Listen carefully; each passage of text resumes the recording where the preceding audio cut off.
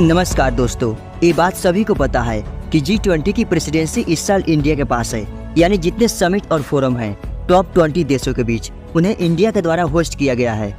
दिल्ली के प्रगति मैदान में 9 और 10 सितंबर को पहली बार G20 इंडिया के द्वारा होस्ट किया गया है, जहां दुनिया के टॉप 20 देशों के प्रेसिडेंट और प्राइम मिनिस्टर आए हुए थे, जो इंडिया के लिए गौर की बात है। लेकिन एक सवाल आपके मन में आता होगा कि ये G20 आखिर होता क्या है, यह एग्जिस्ट क्यों करता है, इसे बनाने के पीछे क्या मकसद थी। सबसे पहले ये समझते हैं कि ये G20 होता क्या है। G20 को ग्रुप ऑफ 20 भी कहा जाता है। यह आर्थिक सहयोग का एक प्रमुख मंच है।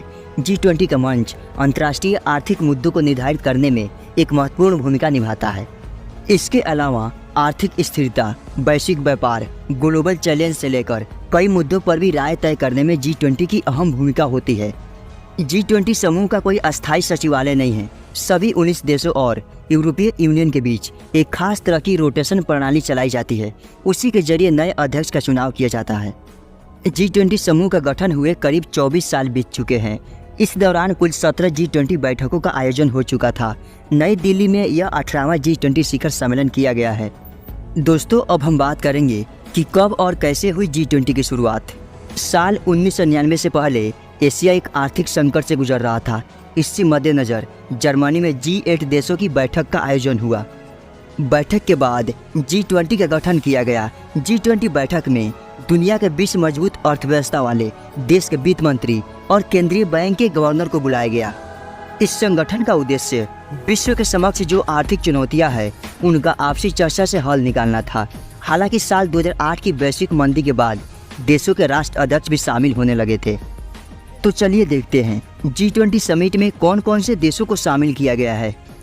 G20 में कुल 19 देश भारत, अमेरिका, चीन, रूस, Brazil, Canada, Argentina, Australia, France, Germany, Indonesia, Italy, Japan, Mexico, Korea गणराज्य, सऊदी अरब, दक्षिण अफ्रीका, तुर्की, यूके और यूरोपीय संघ शामिल है। फाइनली हम जानते हैं कि ये G20 काम कैसे करता है। G20 में दो तरह के समानांतर ट्रैक होता है, जिसमें पहला वित्त ट्रैक और दूसरा शेरपा ट्रैक होता है। वित्त ट्रैक का नेतृत्व वित्त मंत्री और सेंट्रल बैंक के गवर्नर करते हैं। वहीं शेरपा ट्रैक को शेरपा द्वारा नेतृत्व किया जाता है। और यहाँ पर हम आपको बता दें कि G20 के संदर्भ में शेरपा का मतलब उच्च रैंक वाले सरकारी अधिकारी और डिप्लोमेट होते हैं, जो अपने देश के प्रतिनिधि मंडल की मीटिंग और सम्मेलनों की योजना बनाने में महत्वपूर्ण भूमिका निभाते हैं। आशा करता हूँ इस वीडियो के थ्रू आप G20 समिट को समझ पाए होंगे। ये वीडियो आपको कैसा लगा कमेंट बॉक्स में ज़रूर बताएं। धन्यवाद। जय हिंद।